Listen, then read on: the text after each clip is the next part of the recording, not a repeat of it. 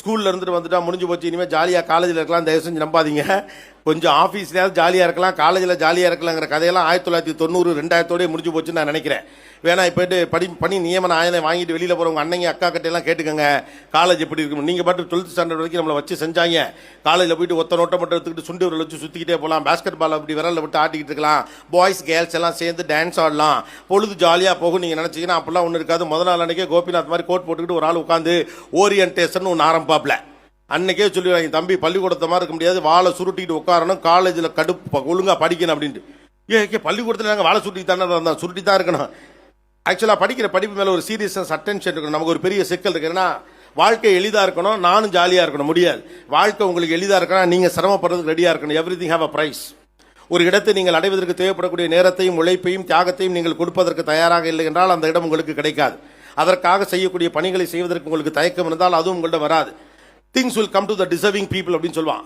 மிகச்சரியான பொருள் என்பது மிகச்சரியான நபரைத்தான் தேடிக்கொண்டிருக்கிற இந்த பிரபஞ்சத்திற்கு அப்படி ஒரு குரல் உண்டு. நீங்கள் சரியான மனிதராக இருந்தால் சரியான விஷயங்கள் உங்களை வந்து தேடிக்கிட்டே இருக்கும்.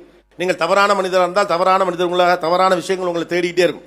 என்னை சுற்றி இருக்க கெட்ட பயலாக இருக்கான் அப்படின்னு நீங்கள் யோசிச்சிங்கன்னா கொஞ்சம் ஆழமாக யோசிச்சு பாருங்க, நீங்கள் யார், ஏன் உங்களை சுற்றி நல்லவனே வரமாட்டேங்கிறா அப்படின்னு உங்களுக்கு தானாகவே தெரிஞ்சிடும்.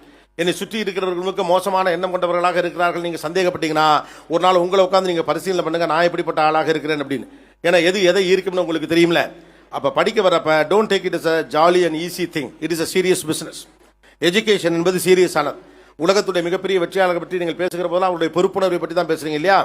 அவர் ஜாலியாக படித்தாரு, என்ஜாய் பண்ணாப்ல, போங்க அடிச்சாப்ல, அரியர் வச்சாப்ல, இதெல்லாம் ஹீரோயிசம் பண்ணுறதுக்கும் ஸ்டேட்டஸ் போடுறதுக்கும் நாங்கள்லாம் 20 அரியர் வச்சிருக்கோம் ஏதாவது பீத்துறதுக்கு ஓகே, அது ஒரு டெம்பரரி ஹாப்பினஸ்.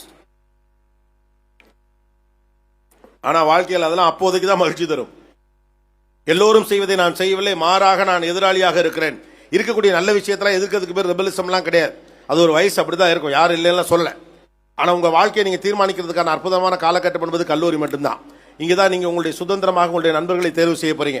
உங்களுக்கு பிடிச்ச விஷயங்கள், உங்கள் அரசியல், உங்கள் தத்துவம், உங்கள் எண்ணங்கள் எல்லாவற்றையும் செம்மைப்படுத்த போகிற காலகட்டம் என்பது கல்லூரி காலகட்டம் தான். இதுவரைக்கும் நீங்கள் சின்ன பசங்க, இதுக்கு மேலே அந்த பாய்ஹுட் டு மேன்ஹுட்டுக்கு மூவ் பண்ணக்கூடிய காலகட்டம், கேர்ள்லேருந்து விமனாக மாறக்கூடிய காலகட்டத்துக்கு நீங்கள் வந்திருக்கீங்க.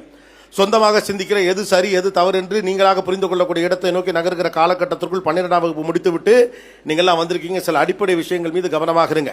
முதல் முக்கியமான விஷயம், நீங்கள் படிக்கிற படிப்பு மட்டும் உங்களுடைய எதிர்கால வாழ்க்கைக்கு போதுமானதாக இருக்காது. குறைஞ்சபட்சம் இந்த ஜென்ரேஷன் வரைக்கும் தப்பிச்சிட்டாங்க.